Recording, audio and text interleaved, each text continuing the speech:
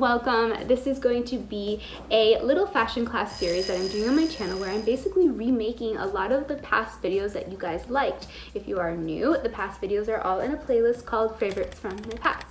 So you can still take a lot of good information from all of those, but I'm taking that and modernizing it a little bit. The goal of this series is that the videos will be no more than 10 minutes. This is just meant to be something that you can have while drinking your coffee in the morning, something you can have on in the background and just get some new kind of fashion knowledge from. Or if you are somebody who is looking to go into the fashion career, we will delve deep into some of my tips of how to do so and also the things that I believe you need to know. So if you are watching this in quarantine days, grab a comfy sweater, throw in a glam earring. Cheers, class is in session. So today's episode, 5 things that you don't need in your closet. I did a whole video on this and I highly recommend you watch it. I think it would really be good at kicking your butt if you have not been great at such a task. But anyway, for today's class, we are going to kind of talk about the things that I would recommend now after years of moving every single year, sometimes twice a year, and then an international move from the States to Paris. I like to call myself now the Marie Kondo queen. Queen. I kind of do this when I don't know why. When I talk about fashion, I get sassy, like it's like a character, it's not really who I am. Anyway, so let's begin. Tip number 1 to cleaning out your closet, I would have to say, is definitely you need to know who you are. And that sounds like a much bigger task, I know. But I challenge you before you dive into doing this to sit down with yourself and just write out what your lifestyle is. What kind of things do you do on a day-to-day basis under normal circumstances? What do you do on a day-to-day basis? So take a piece of paper, write down on one side, what is your lifestyle right now? What are the things you do? And write down on the other side, what are the things you aspire to do more of? Who do you aspire to be more of? And I say this with a little bit of caution because I don't want you guys to just write things that you're just thinking of now on the aspiration side. This aspiration side should definitely be something that you've already planned prior to deciding to clean out your closet. So this is something of a goal that you are currently in and working on, something that you are in the process of. Let's say you're applying to colleges and you're aspiring to be a college student. So we need to write that down because that's a big lifestyle change from living with your parents in your hometown to then going to a new city and living on your own. So just make sure that these are actual things that are tangible and that you're not just thinking of right now. Maybe I'll paint, I'll become a painter, and then you tried painting and you're like, I hate it. Just make sure we're being strategic here. And then you there and then will have that piece of paper with you while you are going piece by piece, shoe by shoe, bag by bag,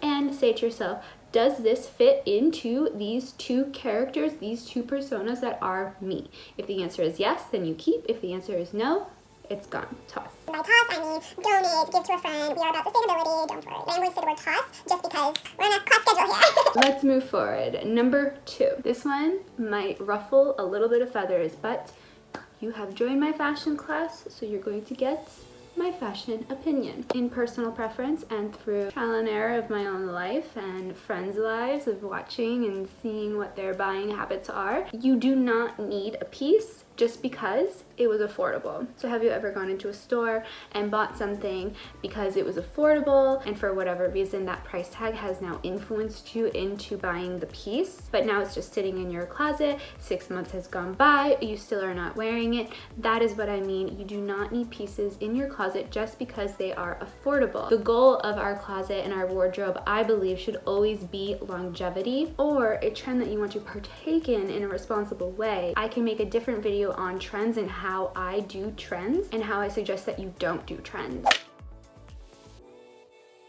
Third thing that you do not need in your closet is tarnished jewelry. I am very, very passionate about this one. Do you have jewelry in your closet right now that is green? Maybe not in the best of shape, maybe it wasn't of the highest quality.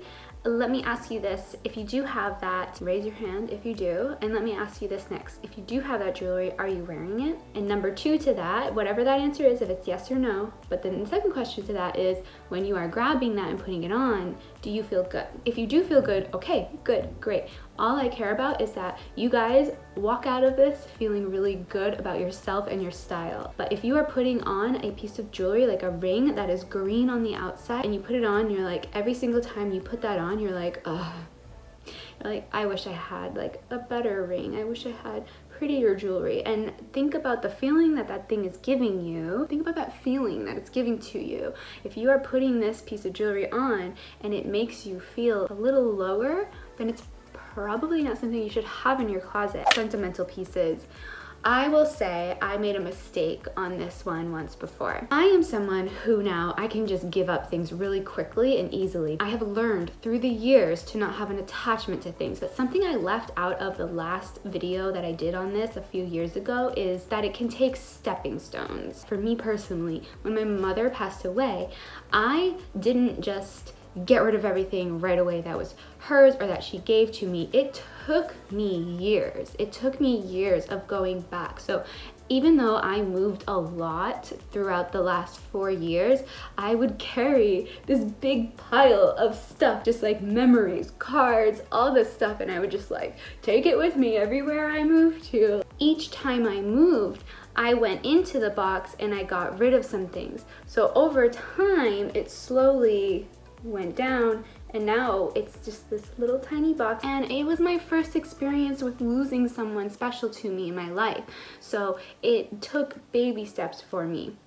I didn't listen to the people that told me this and that, just take a picture, blah.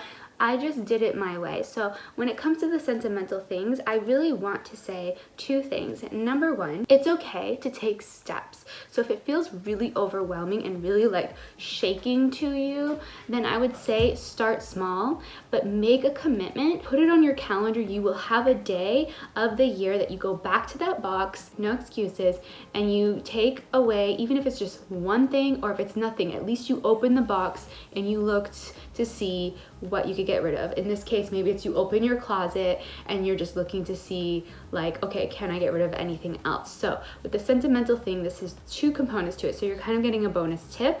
So you can apply this to anything as well, but with the sentimental pieces, and number 1, ask yourself, am I holding on to this for sentimental reasons that are serving me? And if the answer is no, toss. But number 2, ask yourself, am I holding on to this for sentimental reasons? And if the answer is yes, you then ask yourself, okay, can I get rid of this now? I highly suggest you do get rid of it now if it seems comfortable to you. If it seems a little bit uncomfortable, that's normal. But if it seems almost like traumatizing in a sense, or just not ready, like you just really can't bring yourself to do it, then say, okay, so this is making me feel really drained, so I'm gonna put it away, and 2 months from now, I'm going to open my closet again and see what else I get rid of. So always make a schedule that you will open up this sentimental area of your closet and find out if you could take anything away. And then my fifth and final tip, really important tip, how things make you feel. That you do not need one single piece in your closet that makes you feel bad about yourself, your body, your hair, your skin, nothing. Anything that you see and you immediately are like, ooh, you feel bad, it's to go, toss, give it away to someone. You don't need it. So if there is like, let's say a lime green shirt, not everybody's skin color, skin tones and eyes and hair can pull off like a lime green bright color. So if you put that lime green shirt on and you feel like, ooh, I wish I had more of a tan, or if you're like, ooh, I wish my hair was like a little lighter, like it's really dull right now, the blonde. It shouldn't be in your closet. It's not suiting your life now, and these if reasons are not a reason to keep a piece. Like, oh, but maybe I'll like it when this happens, or maybe I'll like it when I get a tan, or maybe I'll like it when I lose weight, the one that I dislike the most.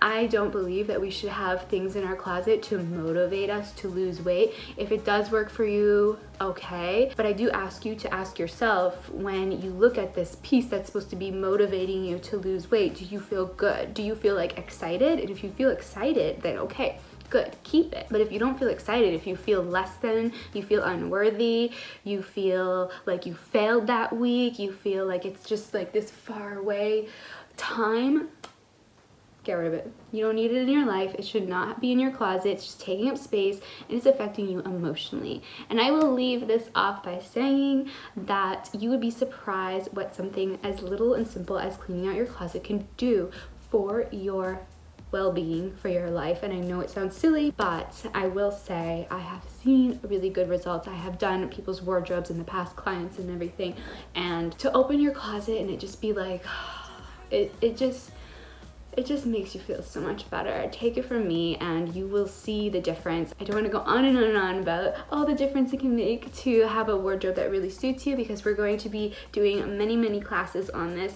So guys, if you enjoyed this, if you like the idea of this series, please leave me a comment just letting me know, yes, I like the idea of this series. If you have requests, great, leave them below. At the very least, please give it a like so other people can find the video as well who might benefit from it. And don't forget to hit subscribe if you haven't already. I know some of you that watch aren't subscribed to the channel, but it would be great if you subscribe, because then you will not miss a future fashion class and you don't want to be late. Alright guys, I love you. Cheers. I will see you next time. Bye.